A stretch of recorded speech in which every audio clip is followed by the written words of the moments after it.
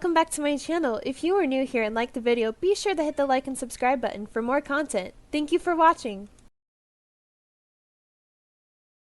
Hello everybody, I'm gonna try to make this quick. This is already a really long video. So do not let this music fool you. This is actually hella angsty. This is heavy angst with a happy ending. Like, heavy angst. I mean, if you can't tell by the thumbnail at least. So I had already started writing this in June, whenever Wit was still a thing, and then I ended up transferring what I already had into Chatty, and obviously just finishing in September for whatever reason it took me so long to. Additionally, if you have already seen this and you already know what you are expecting, I'm gonna do my best to like kind of make TikToks or YouTube shorts as for a one-shot teaser, because I love spoiling you guys, and if you guys want some sneak peeks, I got y'all. Now, as far as trigger warnings go, this is a Mafia AU, so violence, blood, etc. I mean, it's a Mafia AU. Yeah. And while you're at it, go ahead and go grab some tissues. Just pause this, take a break, go grab some tissues, and then come back. Yeah, y'all enjoy.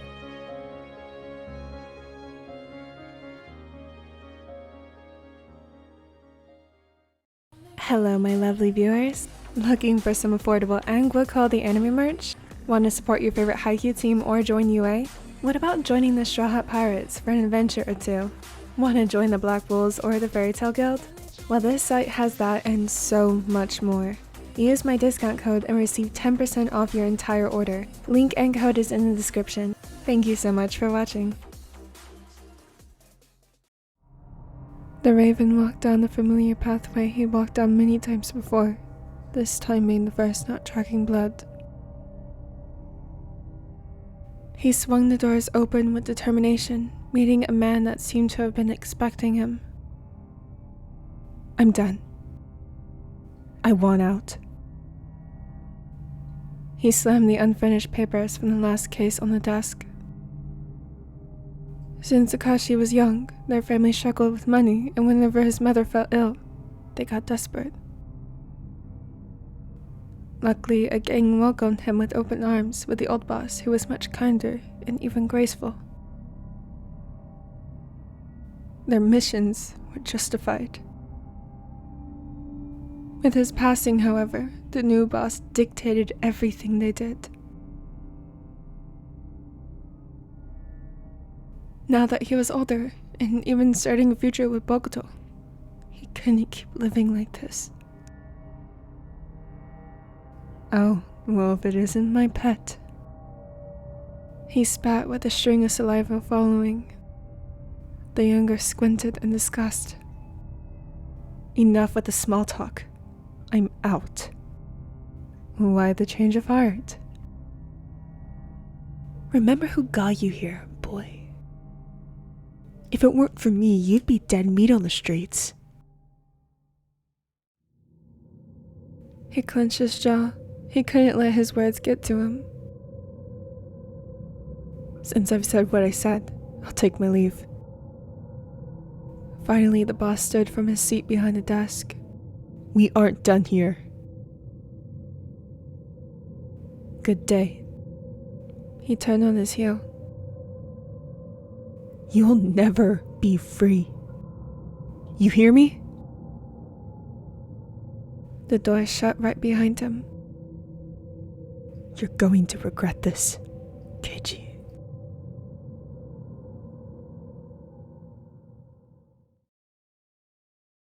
Akashi had never forgotten that warning. Truth is, he heard it even when the door was slammed shut. With the constant reassurance from Bokuto that nothing would happen and that they were safe, he felt at peace.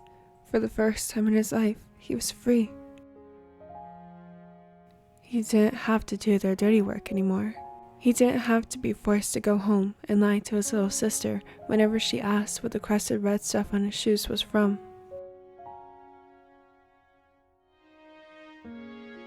It wasn't always so bad. Before the current boss stepped up, it was good in a way. They took care of thugs and criminals. In a way, they were more like vigilantes than a mafia. but whenever he died, it became a living hell. Akashi didn't think he would have made it, physically and mentally, if it weren't for Bokuto. The work he did shunned him from the light. He became cold-hearted and apathetic. Despite all of that, Bokuto never gave up and eventually cracked through the certificate, seeing a boy crying for help. Bokuto came that light and pulled him from the darkness that was leeching onto him every waking moment.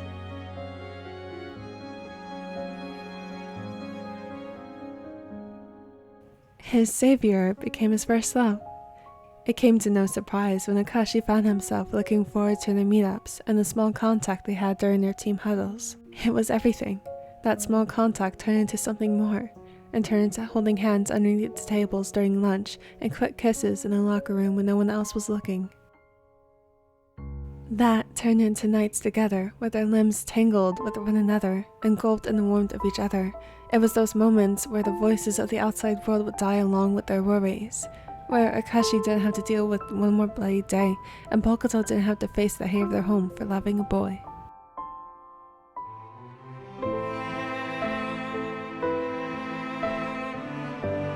At some point, feelings flourished from the seeds of loneliness, and the Raven knew that if he wanted a life of peace and freedom, he needed to leave his work so that his world of hate and world of light never clashed and met one another.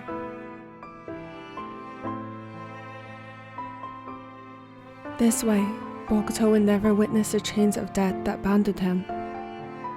2 years had passed, while he never forgot the warnings. The time eased his worries. Ko? Akashi looked up, his chin now resting on Bokuto's bare chest, looking up at him. Yes, love? He smiled, gently brushing a strand of raven hair behind his ear. His golden band brushed down his neck, sending chills up his spine, feeling the cold metal graze his skin. The smaller rested his head back on Bokuto's shoulder, not ready to get up, but the morning sun glowed, lighting up the entire room. The open window welcomed the crisp, cool air, making him want to snuggle in closer to the source of warmth that was his husband. I decided I'm not going into work anymore. The owl raised his eyebrow, surprised that his Keiji was willing to skip work for a day. That same Keiji was already pressing soft kisses along his collarbone, enticing him further. Why not? It wasn't really an argument or up for debate. He wanted to tease the smaller, cornering him into saying how he feels. Bokuto's hand rubbed up and down Akashi's waist. He flipped over so he was now pinning the raven, his thumb rubbing his own golden band, a perfect reminder of their love. The movement caused the blanket to fall from their bare bodies, falling onto the floor where their clothes were left behind the night prior. Bokuto leaned down, placing a loving kiss on his lips, smirking, feeling the latter reach up to twirl his hair in between his fingers. I don't want to leave you. Bokuto pulled away, realizing that this was the same as before. Even though time had passed, Akashi's fears still remained persistent. I'm sorry, are you sure you... He got cut off when the raven reached up, wrapping his arms around the taller's neck, pulling him back down, reconnecting their lips more passionately than before. Stay. He whispered hoarsely, wanting more, and for this moment that they shared together to never end.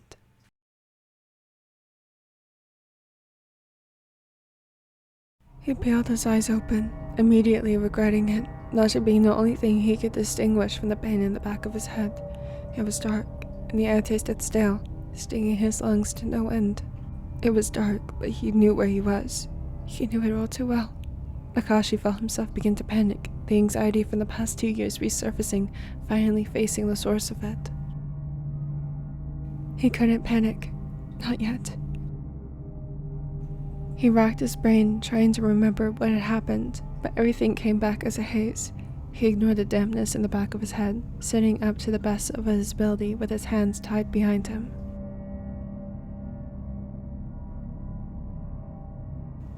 He sucked in a harsh intake of air, seeing his lover Bokuto across from him. There was no denying it.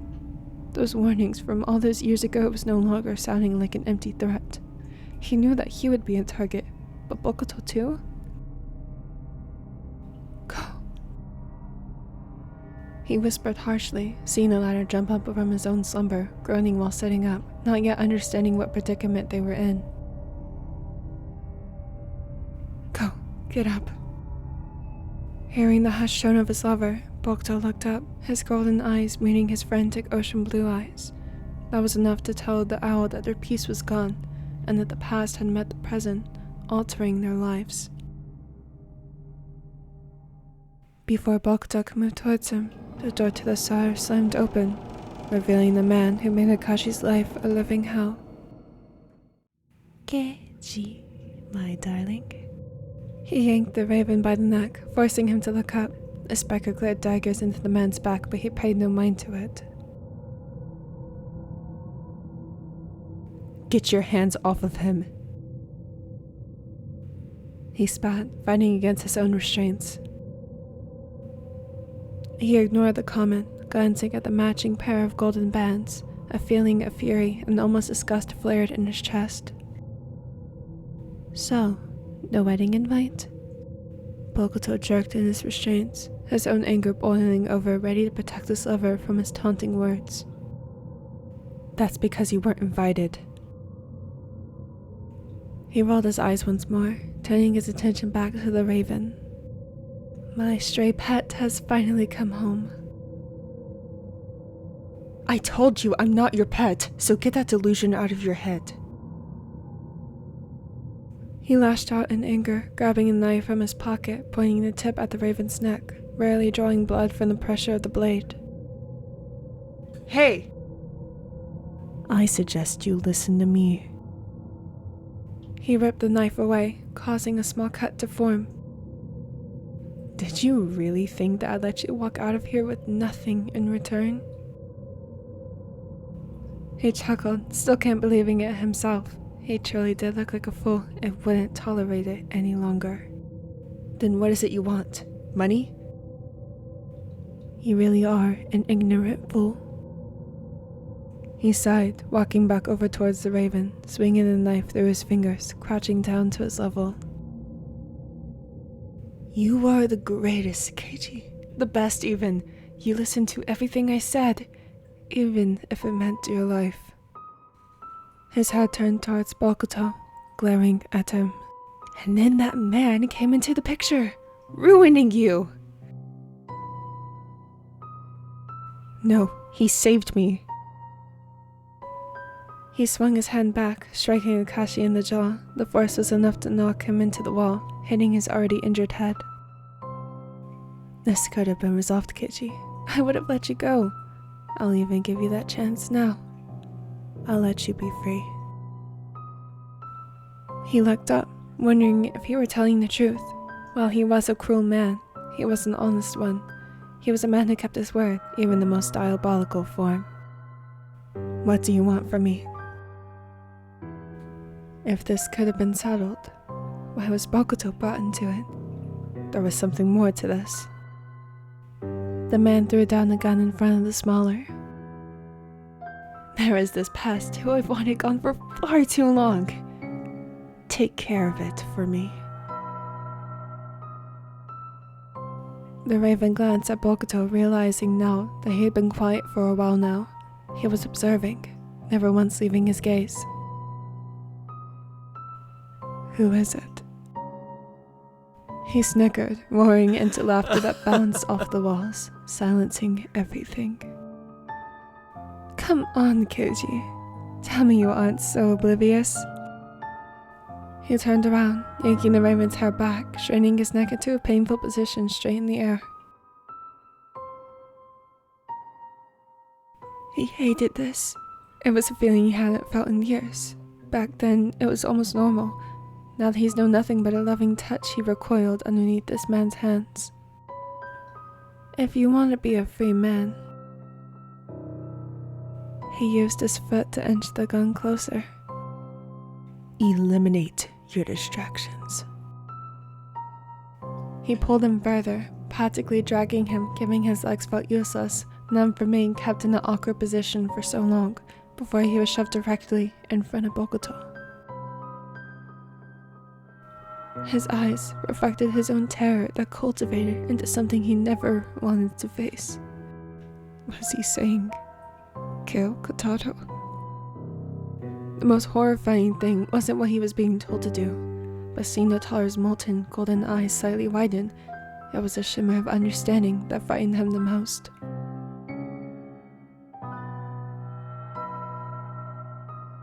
After all, he knew very well his husband would sacrifice anything for him if he asked. He was a selfless soul, so if his life is offered at the cost of Keiji's freedom... What if I don't? His voice was low, surprised by the quiver hidden behind his calmness, and his throat burning, trying to contain the tears that threatened to form. Then you're mine. His head fell, wondering just how he thought he could have gotten away with this. Did he really expect to live a normal life? The thing was, he wasn't normal. He never was. The blood on his hands was far too much. He might as well already be condemned to hell for the lives he's taken. And to think, it was all for money. Greed truly is an inescapable trap. He wanted to live forever with the love of his life. Was that too much to ask? I won't. Even if it costed his freedom. I won't kill him. He felt his voice break, staring into his lover's eyes merely inches away, feeling his eyes brim with tears, no longer being able to hold back. No. Akashi nearly choked. Knowing he was going to protest for once, he wished for nothing more than for Bokuto to stay silent. Just this once. No, Keiji, you can't do this! His lip quivered, shaking his head, not wanting to take his life. He was given a choice, and his choice was to live as only a memory. The Mafia boss used a knife to cut the rope free from Akashi's wrist. He immediately took the opportunity to wrap his arms tightly around his lover, not wanting to let go, even if this was the last time he were to ever see him again.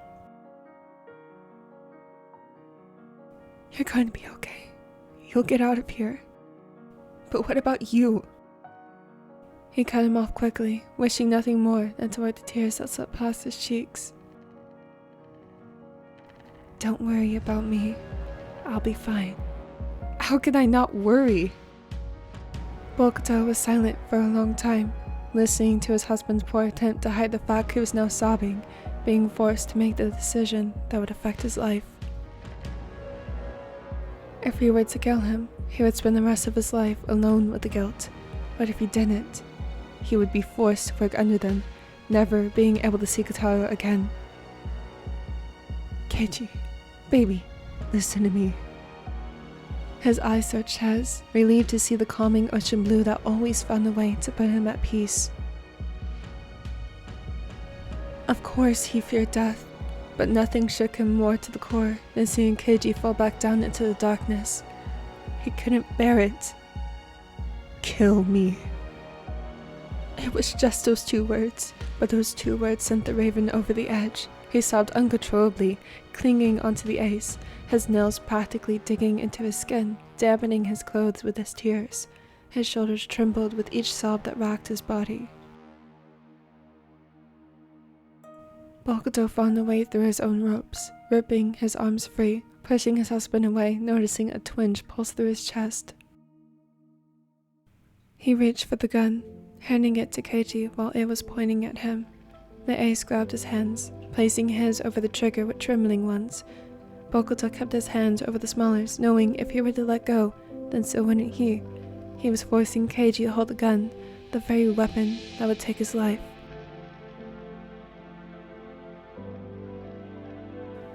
No. He sobbed, begging him to let go of the gun. It's okay. No, don't do this. They finally met their eyes, their own sorrowful tears reflecting one another. The pain in the ace's heart was nothing but a dull pain, what blossomed into a blaring hot coal shoved deep into his skin, seeing his lover in this state. Hey, look at me. You're going to be okay. You don't understand what you're saying. He heard nothing of it. He was screaming, shouting, begging him to stop. You've done this for long enough. You deserve to laugh. You deserve to smile. You deserve to follow your dreams. You deserve to live the way that you want. You deserve to live. His hands tightened around the trigger, making the raven's body tense.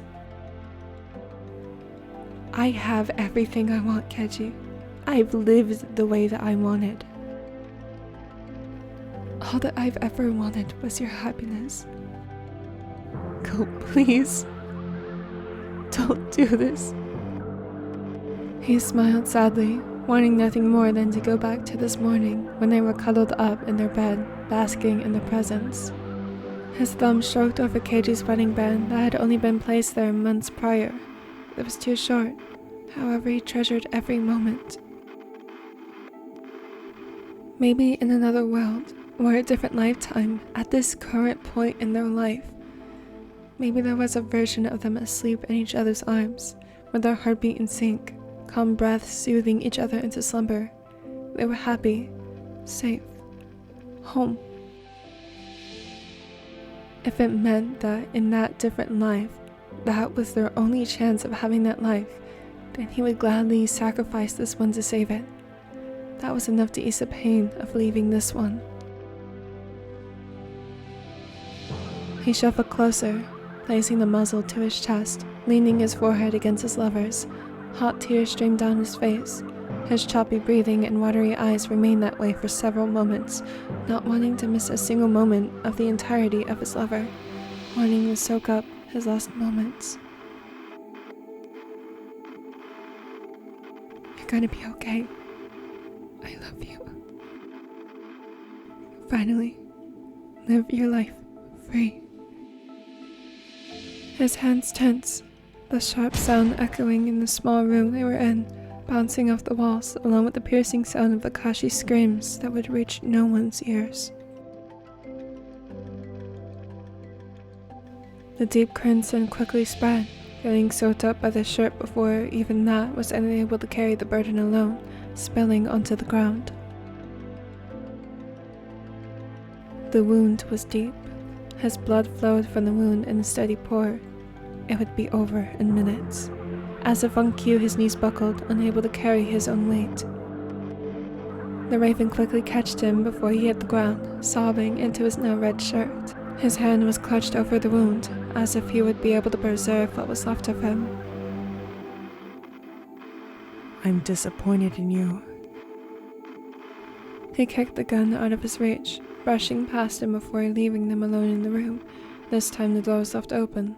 After all, he was a man to his word. Keiji was free. He screamed in agony, never once thinking that this would be the result of their love, that Ko would have to die. When would that idiot learn that his life was meaningless without him in it? He was his light, his only ray of hope. Ko. He whispered loud enough for his lover to open his eyelids, a gleam of golden glowing in the dark. The pain that flared in his chest made his throat burn. He coughed, letting out a labored breath, tasting the blood that lingered on his tongue. Why aren't you gone yet? His words broke up. All he could say was stuttering sounds. I'm not leaving you. We can fix this. He was desperate, more desperate than he'd ever been in his entire life. He grunted, swinging Boku's arm over his shoulder, staggering, raising them both up from off of the ground. The taller hissed, feeling his room move in a distasteful way. Even as he trudged on, half carrying, half dragging his husband out of the building, no one even stopped them, knowing that their fighting was all in vain. The trail of blood left behind was evident. Ko, you need to stay awake, he grunted, pushing the door open with his foot, before finally seeing the evening sun shining its orange tinge of rays, casting long shadows on the ground. Kichi, stop.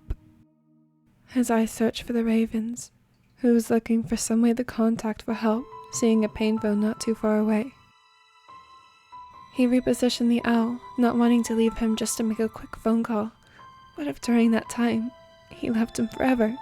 He didn't want to take that chance. He got to the phone, silently thanking any deity out there that it still worked and to ask for help. Kichi, he repeated once more, this time catching the smaller's attention. Bokuto searched his lover's hand, intertwining their fingers, hoping that that was enough to deflect the lingering death that relentlessly attacked the owl. He smiled. While it wasn't one of his normal teethy grins, it was of acceptance. He couldn't help but stare at the raven who was still on the phone, listening onto his calming voice. Sometimes his soothing tones were enough to put him to sleep. He fought off that feeling, knowing what that would mean, yet couldn't help but feel entranced by his words. If Keiji was the last thing he would see, touch, hear, then it was all worth it. His freedom was worth it. He could finally live. His eyelids now too heavy, they fluttered, trying to fight the tiredness, knowing that he would get chewed up by Akashi later, yet fell victim to its curse. All that he could distinguish was the faint screaming of his lover in the background, and then everything went dark.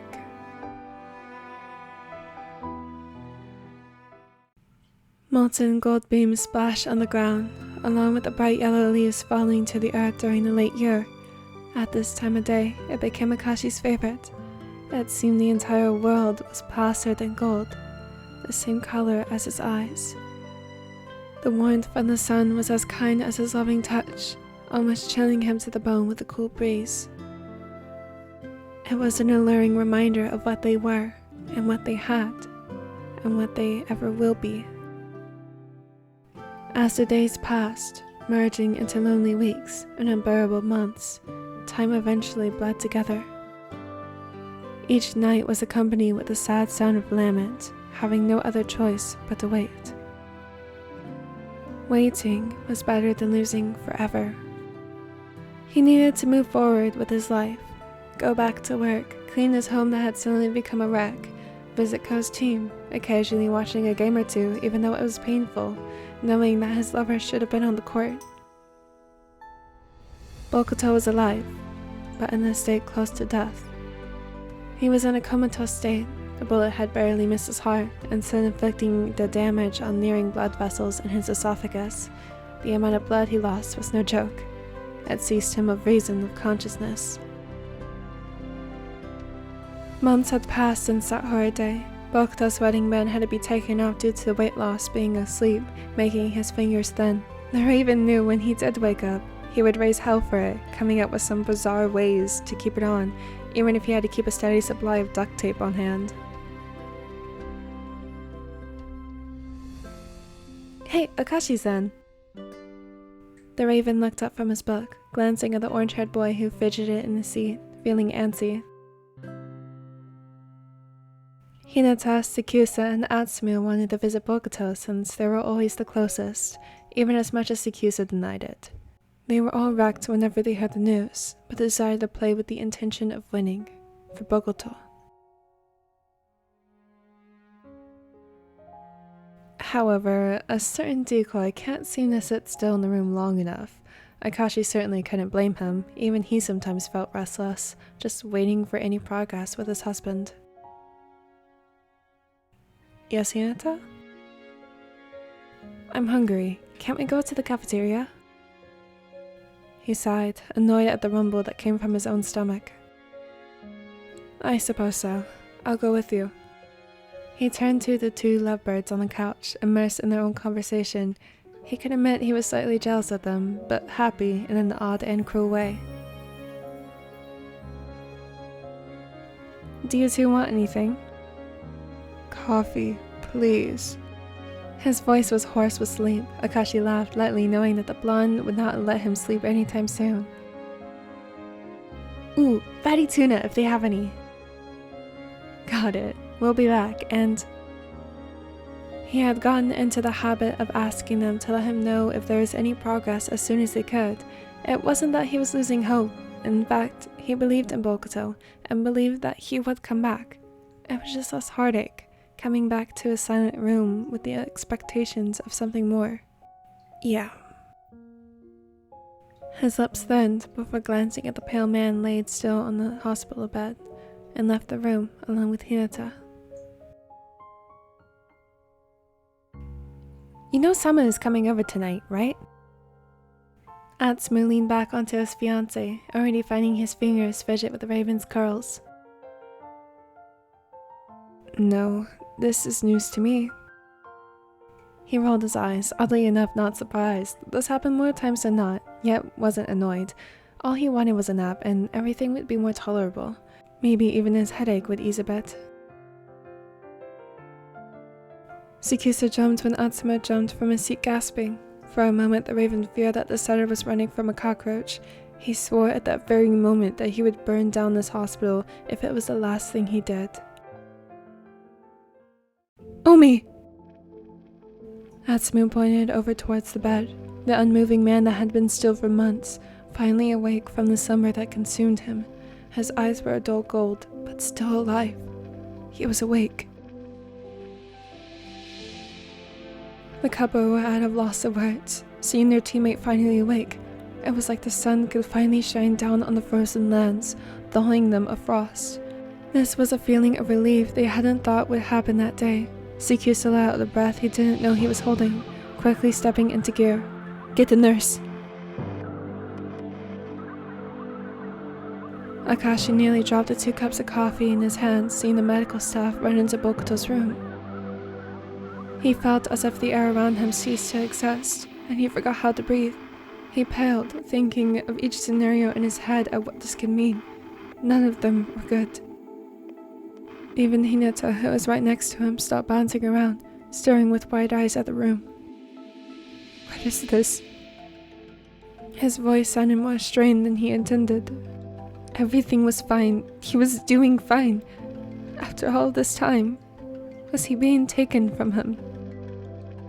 What's going on? Hinata ran up to his 2 teammates, who were ushered out of the room. Atsumu was sniffling, wiping his fresh tears from his skin. Tsukasa was doing his best to compose himself by taking multiple deep breaths. Akashi didn't dare step forward, not wanting to look through the window and see what was happening to his husband. He couldn't bear it. He's what? His voice cracked, tears prickling out of the corners of his eyes, still not ready to face the ugly truth. He's awake. Hinata gasped, running up to the window, not being able to see past the nursing staff. That wasn't the news he was expecting. He crumbled, falling to his knees and sobbing like never before, almost not believing the weight was no longer. He shook off Atsumu's touch, scrambling towards the door and swinging it open. Despite the nurse's protest, he made it to his lover's bed. Ocean blue and golden amber met as if it was the first time in a million years. The sun's rays can finally touch the depths of the deep blue. The raven smiled, finally seeing the owl move towards him, his hand reaching out to him, something he never thought he'd ever get to see again.